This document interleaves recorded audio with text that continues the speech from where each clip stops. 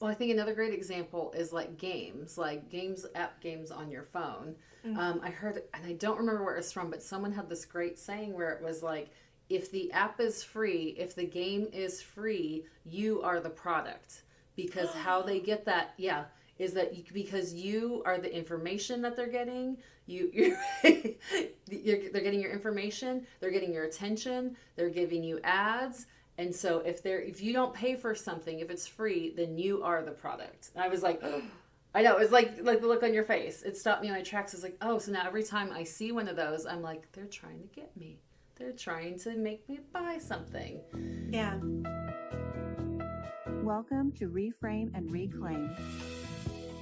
We are Courtney Huckabee, a psychotherapist, and Jen Harris, an interior designer, who have teamed up to reflect, challenge, and reframe your mindset in relationship with your personal belongings. Join us as we discuss and declutter all of the stuff that keeps us stuck. Learn to intentionally create environments with improved function and design that cultivate peace of mind. Find the reframe. Start your reclaim. Hi, and welcome to another episode of Reframe and Reclaim. I'm Jen Harris. And I'm Courtney Huckabee. And, today what we're going to be talking about is how the world is very stressful right now. That's like the easiest way to put it, right? Yes. And how people deal with that stress has been really interesting to see. So we've had the opportunity to travel around and kind of go to different book fairs and kind of see how a little bit of a consumer spending segment. But it's been very interesting to see what books are really selling and what items are really selling at these book fairs. And it's a lot of fantasy, it's a lot of escapism, a lot of entertainment. Yes. A lot of impulse purchases of really, really cute little tchotchke things for your home. Stickers, really cute little, figurines, which are all wonderful and beautifully crafted. Yes. But it's so interesting, and we were talking about how stressful the world is. And, there's a lot going on with, you're getting towards the holidays. There's a lot going on, politically. There's a lot going on, with, people and, not getting along. There's stress and tension. Mm-hmm. A lot of people are concerned about, finances as we get closer to the holidays. And I do know that a lot of people cope by kind of escaping the reality. And it's really common, I would love to just go watch, a rom-com. I love to just, have a drink of wine. I'd love to just go on a vacation. Can I just get away from the everyday stressors? Sounds like the best weekend. Let's go. Rom-com with wine. Rom-com girls' wine and vacation. Weekend off. Yes. But it's so interesting because our book is really about stepping into the things that are not working for us, that are overwhelming our lives, overwhelming our homes. Yes. But sometimes the idea of buying something or adding something or, maybe if I just had this cool gadget would make my life better. Yes. We're starting to see, in some of these things that we're experiencing in these book fairs and, talking to people at speaking engagements and workshops. Being in people's homes and seeing what they have. Mm-hmm. All those things combined, yeah. Yeah, our book is really starting to unfold into life, and we knew this was a thing because we are part of the culture and the community experiencing the stressors and the ideas of how to de-stress. But I'm really curious about some of the statistics. We've talked about some in the book, but I want to know that book was written, with lots of research a few years ago along the way and published finally last year. Yes. But some ideas of how people are coping with the stressors. Well, it's really interesting. So about 84% of people admit to doing impulse purchases. Yep, that's me. Me. 40%. This is a big one. 40% of all online spending can come from impulse purchases. Yes, because it's so easy and convenient. Buy now. Right, and I know that I'm guilty of this. If I see something's on sale or it's a clearance or you can for this weekend only. I feel like I'm gonna miss out. But what I found is there's another sale 2 weeks later or a different sale that comes up. Yep. So that advertising is really, really powerful. And think of how many ads you see all the time. I mean, whether it's radio, whether it's YouTube. I know my son likes to look for fun things on YouTube to watch. You get those pop-up ads. But even on podcasts, so Spotify and kind of things, when you're trying to read a good book or listen to a good book, you get those pop-ups. Well, I think another great example is games app games on your phone. I heard, and I don't remember where it's from, but someone had this great saying where it was if the app is free, if the game is free, you are the product.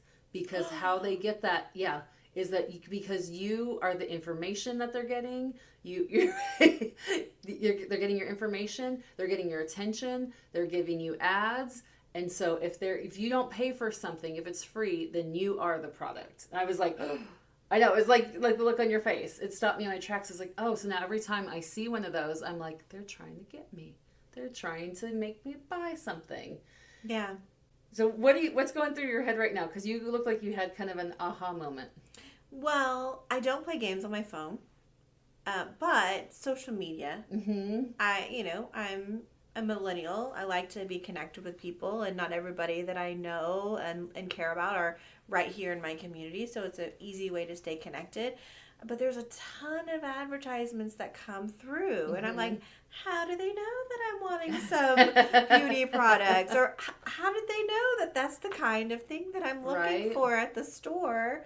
It's really interesting to know that, I know there's technology that tracks our information and feeds us information, but it really does work. It does work. And millennials do spend the most on impulse purchases, which I wonder why that isn't a shocker.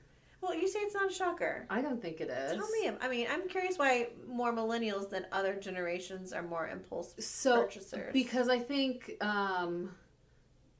boomers and kind of Gen X, kind of had that more, it was less consumerism than in the 80s, right? But I think if you're a millennial, you grew up in the 80s where it's get, more. Then it was the 90s where consumerism and fast fashion started kicking off. Oh, definitely. And things, so it's I need to buy something quick. It's easy. It's not very expensive. Exactly. And then at the shift of the millennium, then it's still over consuming, and then the launch of the internet. So now you have access to everything. And so I think it was all those things combined in growing up around that. I think that's why millennials. What about Gen Zers? They're not the purchasers. No, so this is all my theories. This is I'm just so interested in this information. I think they aren't, because I think they have seen the other generations. I think they've seen the over-consumerism. I think they're more aware of environmental impacts. I agree with that. I think they've seen kind of the negativity, and they're going to have to live with the repercussions of that, right? And I will say, me growing up, I grew up I was educated in Texas and Colorado, but Colorado was very and be environmentally conscious and be good to the environment, and all those kinds of things. But you don't really see the impact of what you purchase, until someone brings it up, and no one really educated us on that until the early 2000s, right? Mid 2000s. Right. Because you don't think about, this came on a container from overseas and it takes 90 days to get here, and it's manufactured in this place with these raw materials. And I can think even thinking about, meat products and stuff like that, and how much more food for animals that we consume for meat, how much more food they consume in order for us to eat the protein than it is for us to just grow vegetables and eat the vegetables. It's all really interesting, but you go to the store and buy it, you don't know, Right, because all I know is I need or want, and it's there, so I purchase. Yep, online, super easy. Yeah. Yeah, and then they're telling you to buy, right? And so... And we do. So again, 54% of people say they impulse shop. And then of that, there's impulse purchases are over $100. 1 in 5 or 20% of people make impulse purchases of over $1,000 on a single purchase. 1 in 20 people impulse buy something over $1,000. One in five, so 20% of people. One in five. One in five have made an impulse purchase over $1,000. So an impulse purchase is something that I'm not planning on. I just see it. It's something that is intriguing or exciting or interesting. Sparks your fancy. Sparks your fancy. And if you go into a store, they say on average you buy an impulse purchase 3 out of every, let me get it right. Was it 3 out of every 10 purchases? With roughly 3 impulse buys occurring every 10 visits. Yes, when you physically go into a store. Yeah. Well, I am still old school in that I like to visit a store. Me too. I like to touch and choose things. I will say, more often than not, I'll come out of the store with something that wasn't on my list, but it's not $1,000 or more. I'm just really surprised at the prices that people are impulse buying at. Well, I think it could also be, I went to the car dealership and I wanted this economic car that was this price point. And but this is flashier and this has the backup camera and the front camera and the 360 camera and was the that an impulse buy though? If you go into the car dealership for a car, I think it's an impulse. If you're not going for the car you intended. So if you're going in for a mid-size sedan and I just want functionality, but then it's like, but this one's flashy and was $40,000, now it's $30,000, and it's $5,000 more than I wanted to spend, but I get all this other things. I get confused with all the prices. Well, but you know what I mean? Like I can see that as also being an impulse purchase. Sure. It could be a $3 coffee. It could also be upgrading something that you had originally gone in at another price point to budget. And they say that apparel and clothing are the most frequently impulse purchase, right? And food and beverage items are also good impulse buys. And then 65% of consumers say discounts trigger impulse buying. I know that's me.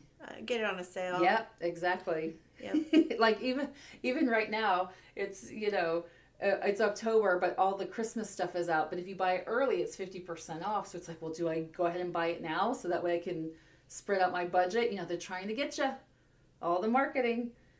So it sounds to me, the more intentional we are with what we need and want, the less impulse purchasing that you would make. Yes. If I just go in with, I'm going to go shopping, you're probably going to buy something that you didn't intend or plan on buying. But if I have more focus and maybe research, like if I'm looking for a car, do I know the kind of car I want? Or I'm just like, window shopping and then I end up with a car in my garage. Right. That's impressive.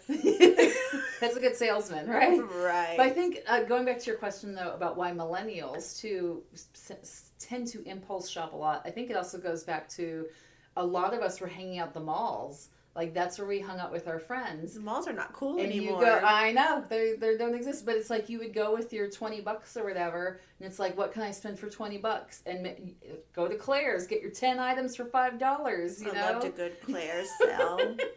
All the chokers, I know, the little sunglasses, rings, and the hair things. Oh, but I think it's ingrained where it's like shopping was an event. It's like you wouldn't go somewhere to do something; you just go hang out with your friends and shop. And that goes back to some of the psychology. Now you're bringing in the psychology of our younger years really do pave our experiences and habits. We've talked about in our book that by 10 years old, a lot of your habits of, what you do, what you enjoy, how you spend your time is kind of set. It changes, obviously, but if it was going to hang out with your friends at the skating rink or going to hang out with your friends at the mall and your parents give you $20, you try to make that $20 last. Yes. So give me a good sale and how am I going to use this? But I don't have anything I need. And so those kinds of habits for millennials, I'm just going to have a little extra money in my bank account or not, an extra credit limit on my credit card, which kind of gets us in trouble. Yes. And another interesting statistic is women are more likely than men to make impulse purchases online, and often that low ticket item. So it's like, it's on sale, I got to get it. Well, men are more likely to make high ticket impulse buys. So again, I think that goes back to like the electronics, or it's like, oh, I want this item, but for $200 more, I get all the bells and whistles or whatnot. I don't understand. I mean, it tracks for my household too. Right. It does. It tracks Yes, for my it tracks household for too. too. I'm like, that coffee was only $3 or $4. Yep. My husband's like, the watch, it was on sale. I'm gonna wear it every day, and he has lots of watches, but that's his thing, But he's more likely to buy a pricier quality watch, and I'm more likely to buy, a beverage in the morning because Something consumable.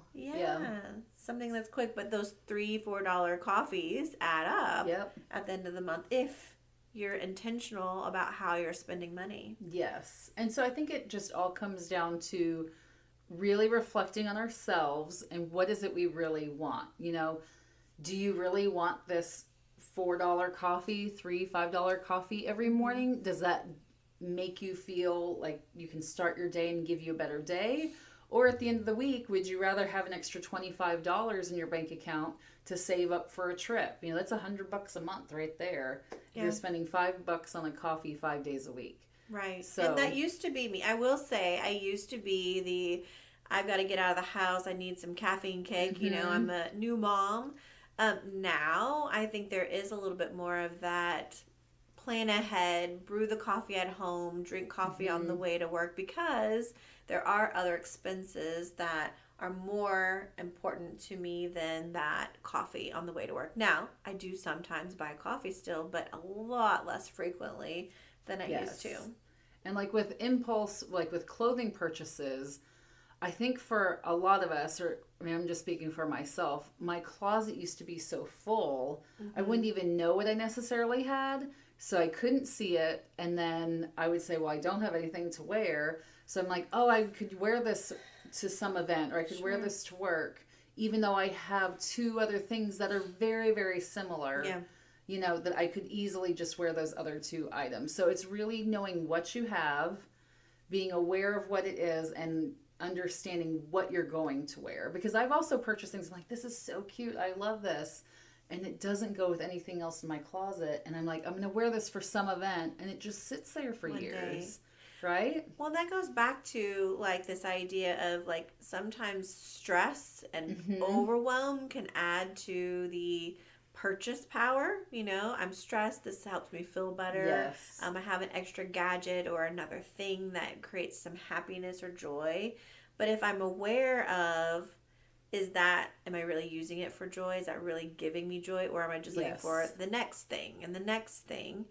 But I think it's really great to kind of bring it back to addressing the realities of whether it's your closet or your finances or your relationships, and looking at those things where real satisfaction and real contentment come from, rather than chasing the next exciting thing or the next fun thing or the thing that might bring me temporary happiness, like that coffee in the morning or that cute skirt that I could wear on a girls. We're going on a girls trip. I know. On a girls trip when I'm like, fantastic. I need to go on a girls trip now. Then I'm buying a trip to another destination. Yes. So, and you also have to think about too, not only is there the financial cost, buying the item, then there's the mental cost of keeping track of it once it's in your home. Maintaining that item. Extra hanging it up, washing it, do you need another hanger? Like all the other things that you don't think about, and the mental toll and the physical space it takes up. And so all those other factors that influence us. And going back to all the things we have create more stress for us. Not just, do I got to find another hanger, but like sometimes having too much of something creates more stress. And then I say, well, I need another thing to help with that problem. And I want to go shopping more. I know. Gosh, it is a cycle. It is. And just think of like all of, not only the internal stress, but all the exterior stress that we're being bombarded with on a daily basis. Like it's just real stressful time for lots of people.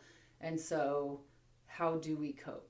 So is it that escapism? Is it running away to some fantasy? Is it buying something new to get that dopamine hit? And so really reflecting what your values are and what are other ways you can get that. Can you go for a walk? Can you call a friend? Can you do something online with someone, like do a Zoom call or something if someone's not close by, if you can't afford a airline ticket or a road trip. So I think reevaluating ways to meet those needs is a great step to try and break that cycle. Yeah. And this goes back to, again, reality and addressing reality. And there's nothing wrong with a good fiction novel. There's nothing wrong with a vacation. There's nothing wrong with a coffee. But are we doing that to get a quick excitement, joy, or escape and not coming back to address the challenges? And of course, we can't police the world. We can't fix everything. But man. I know. If I had a wand, I would fix it all. But how are you addressing your mental, emotional, relational needs? And whether it's talking to the family member that you've had tension with, or whether it's, addressing the financial stressors in your life and really getting a good budget, talking to a counselor about some of the things that maybe you're overwhelmed with. Addressing those things can create less of the need of the escape or less of the need of the extra shiny thing, and more contentment in where we are in life. And having less items makes you aware of the items in your home. So let's say you are out book shopping, and if you already have 5 other books at home that are in the same genre that you haven't read yet, whether it's self-help or fantasy or action or mystery, do you read those first before you're able to buy something new? If you have clothes in your closet you haven't worn yet, do you wear those before you get yourself something new? And so that's one of the things I've shared on the podcast before. Because I'm a sucker for really cute seasonal decor. That's my jam. I designed it for years. I love it. Want to decorate my house.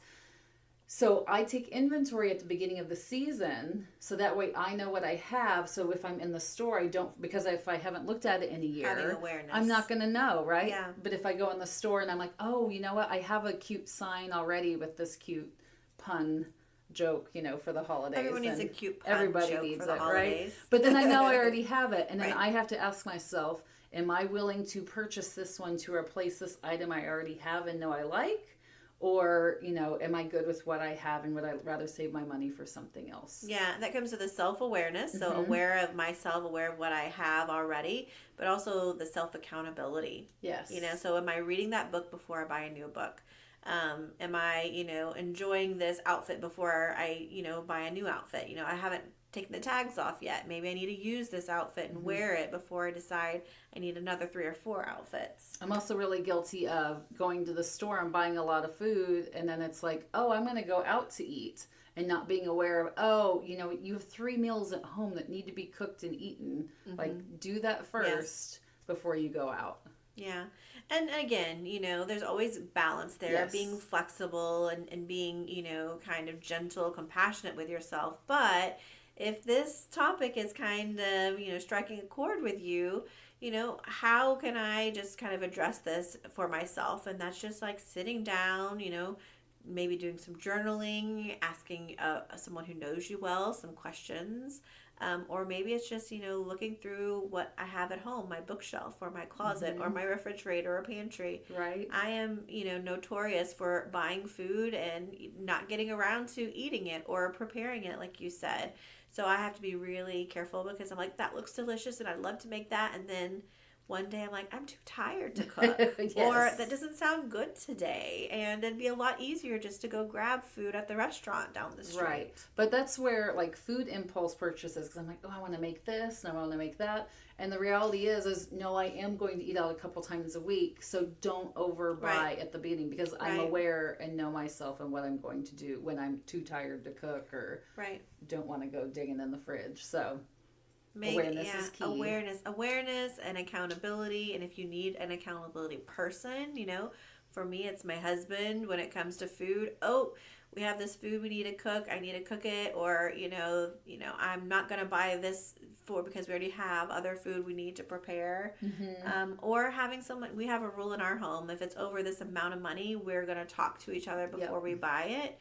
And so I think those can be helpful strategies for awareness, accountability, and for, just making sure that we're aware of how we're spending instead of impulse spending, or intentionally spending our time or our money. And I think too, if you're someone who's single, and you're living in a home by yourself, sometimes those late at night scrolling, you can get yourself in trouble. I mean, everybody can. Yeah. But if you don't have someone immediately in your vicinity to hold you accountable, you could ask a parent, ask a friend, ask, someone else that you're close to, if that's a goal that you want to have for yourself. Yeah, I love a good goal. And so, let's all kind of work on awareness of how we're spending time, resources, money, and making sure we're using it more intentionally, especially as we're getting into the holidays, Yes. And thinking about when you are on your phone or online or in the store, what is the intent of this app or this ad or this thing? What are they trying to get me to buy? And do I really need it? And even if you just went through and just counted in a day, take a day and count how many ads you see or how many times someone's trying to sell you something. I mean, it's not hard to see why we spend so much money in the U.S. on turn on the TV commercials, buy this is cool, this is new, this is, limited edition. Right. I want to be in the cool crowds sometimes. You might need this one day. All those things we tell ourselves. So. Definitely. Yeah. So if you're ready to kind of take that next step and kind of get more self-awareness, we do have our book, Reframe and Reclaim. There's lots of good self-reflective questions in there to really kind of figure out what you value and where your priorities lie in that awareness. And that's a really great place to start. Listening to our podcast is also a weekly motivation, or check us out on social media.